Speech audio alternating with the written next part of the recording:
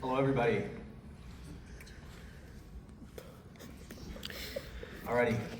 Webster's dictionary defines correlation as a relation existing between phenomena or things, or between mathematical or statistical variables, which tend to vary, be associated, or occur together in a way not expected on the basis of chance alone. Now, an example of a correlation is the correlation between the price or good of a service and how available it is to a public, also known as supply and demand. A name one could give to the study of correlation is statistics. Statistics are arguably the most important tool economists use. Statistics, when measured correctly, are one of the few things in this world that we can truly trust. And that's why we depend the very well-being of our own government on them. I mean, we use them for everything. Economic policy, sociology, marketing, criminology, who we choose to vote for, and for some people, what we eat. And this all works out great because statistics don't lie, right? Well, let's go back in time a bit. Let's step back. Let's go back to a time where Seinfeld was the most popular show on television, a time when Nirvana's Nevermind was shaking the music industry, a time of Blockbuster Video, a time of slap bracelets, a time of the PS1, the greatest console of all time, and a time of frosted tips. We're talking about the 90s, ladies and gentlemen.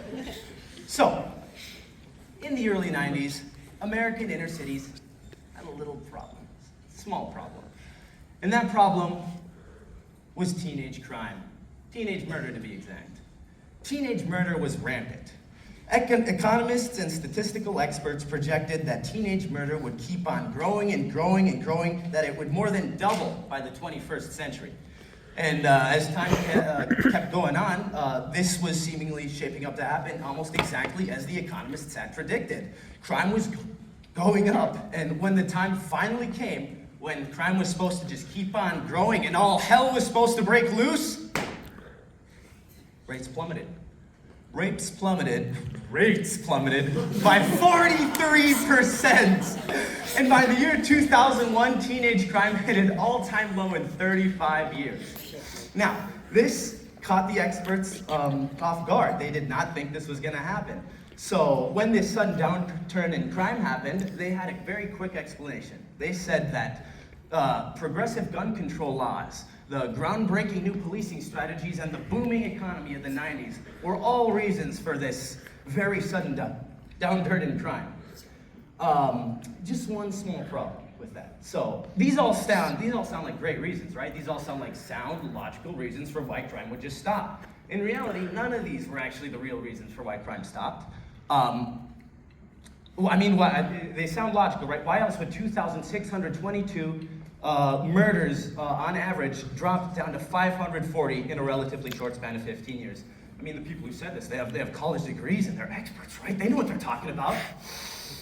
That's the problem. So, why things really happened, why crime rates really dropped, was due to the actions of a young lady.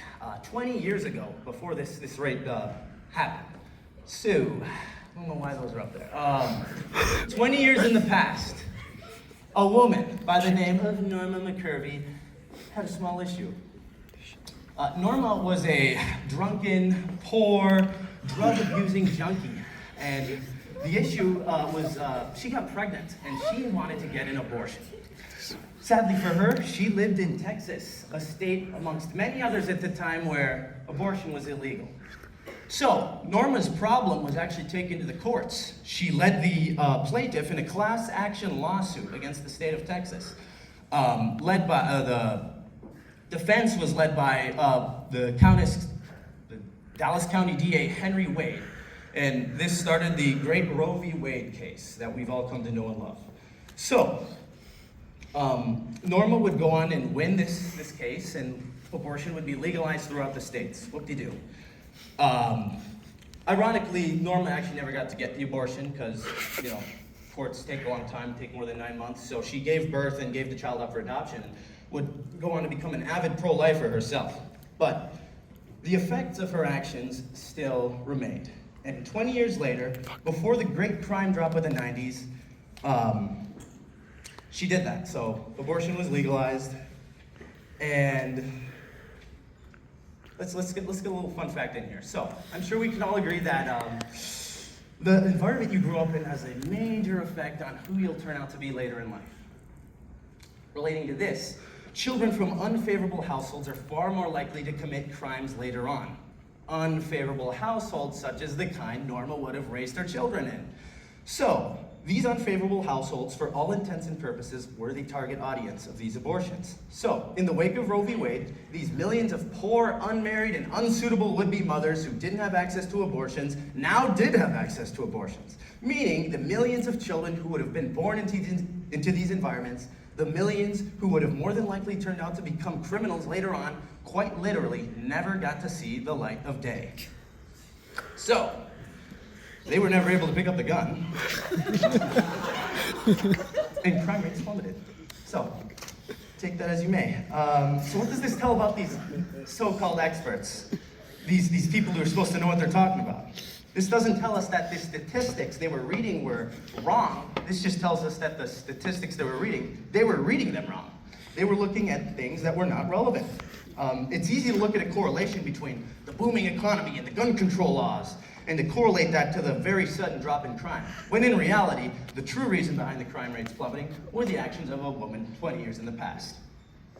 So moving on from that, I hope it's safe to say that everybody in this room has a name. It'd be sad if you didn't have a name. One's name says a lot about how they'll turn out to be later in life. All it takes is one bad name to ruin your child's life. One bad name. Many parents believe they're doing their newborns a solid by giving them a good name. I mean, at least that's what many people have been led to believe.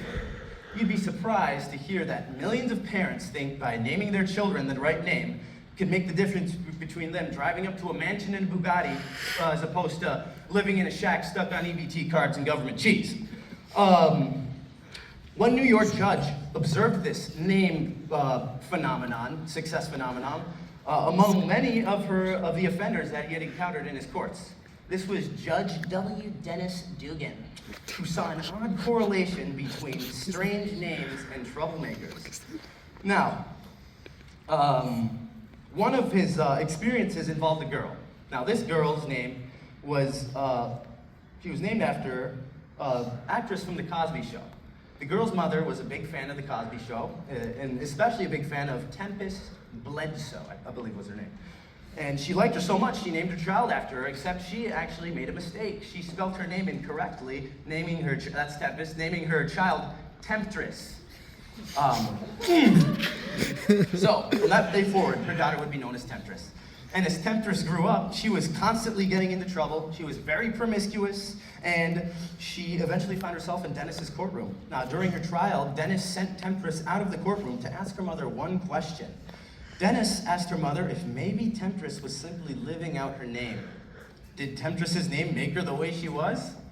Well, based on a study looking at birth certificates in California since 1961, there was an already observable difference between black and white names. In the 70s and 80s, the gap between names grew even larger and larger. Now, this could be attributed to the African-American activism in urban areas and the Black Power movement. These movements drove people to embrace their African culture and fight racism. And the zeitgeist in black culture became greater and greater as the years went by. So, I mean, even today, a large sum of black names are exclusive to black communities. And more than 40% of black girls born in a year in California are given a name that not even one out of nearly 100,000 baby white girls are given. So just in the 90s alone, the name Unique. The name Unique was given to 228 babies in California, and that's forgetting to mention the names Unique, Unique, and Unique-Way. So, This is so fun. the correlation between unique black names and low-rent families is a strong one. Names like Unique. And many make the observation based on this correlation that these names lead to poverty. So, moving on. We can all agree that white people have very exclusive names, all right? White names tend to remain fairly common amongst themselves, and they show very little variation. Based on a real study, I swear to goodness, the top 20 whitest names are as follows. Jake, Connor, Tanner, Wyatt, Cody, Dustin, Luke, Jack, Scott, Logan, Cole, Lucas, Bradley, Jacob, Garrett, Dylan, Maxwell, Hunter, Brett, and Colin. The top 20 whitest girl names are as follows. Molly, Amy, Claire, Emily, Katie, Madeline, Caitlin, I think, Emma, Abigail, Carly, Jenna, Heather, Catherine, Caitlin, Holly, Allison, Caitlin again, Hannah, and Pepper.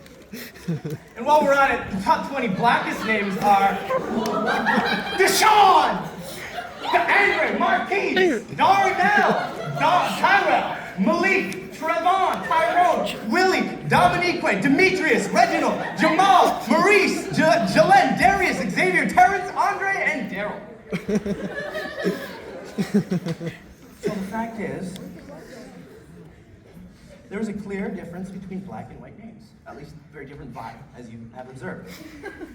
The fact is, parents who live in these low-income neighborhoods don't tend to give their children names like Connor and Jake. They tend to give their children names like Tyrone and Demetrius.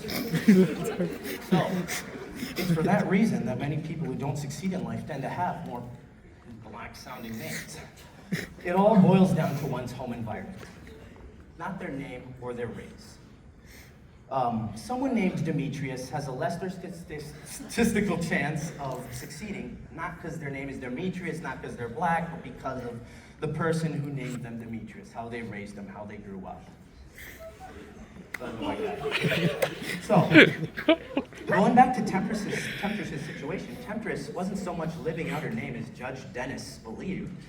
She was more so a product of a low-income, undereducated, and single mom who had named her child Temptress in the first place.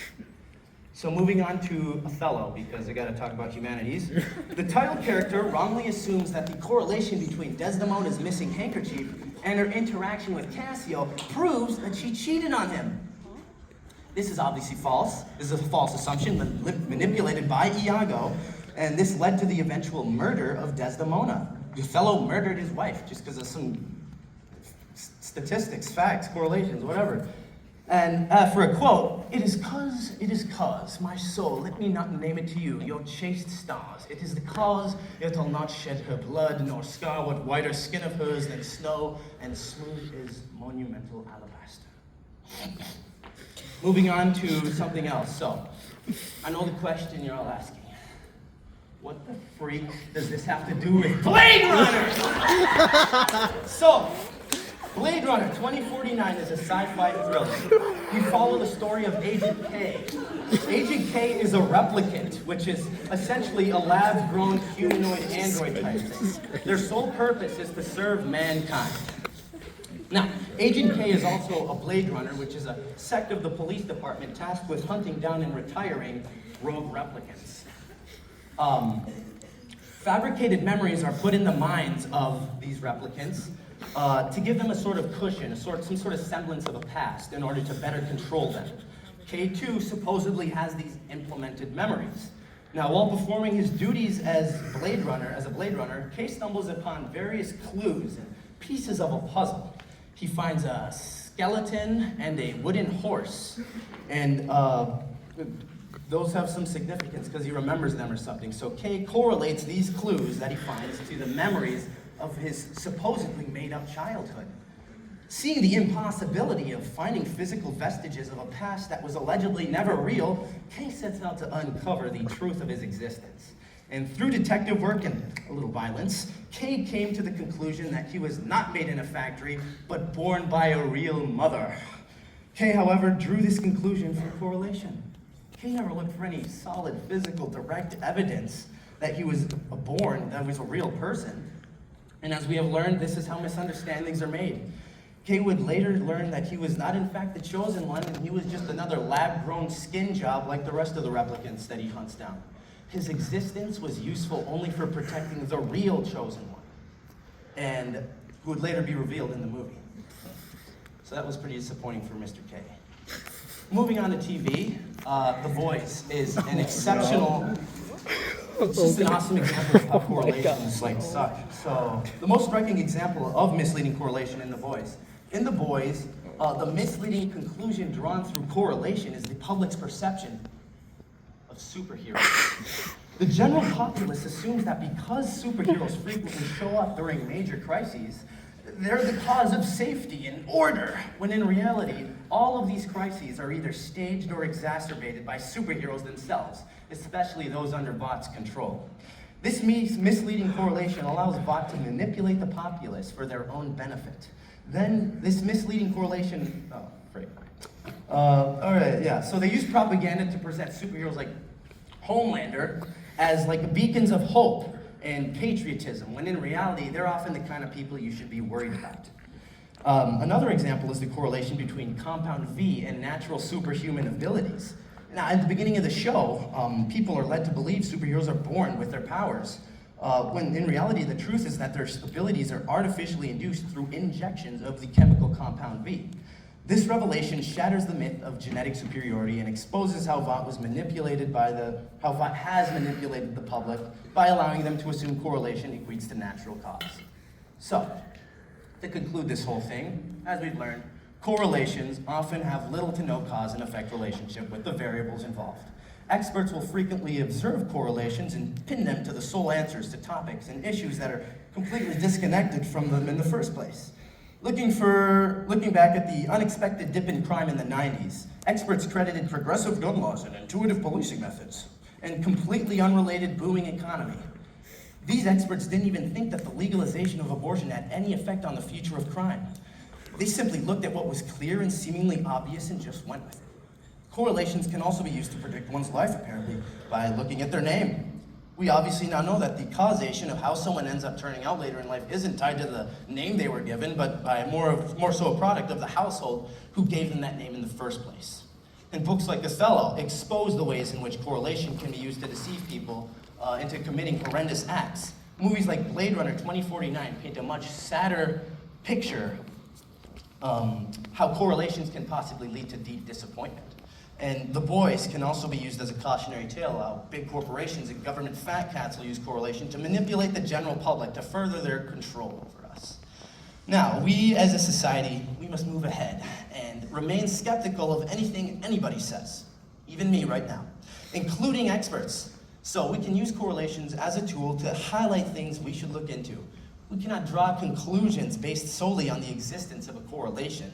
We must support our claims with scientifically backed evidence. And as a wise man once said, we must love with our hearts, but use our brains for everything else. Ladies and gentlemen, thank you very much.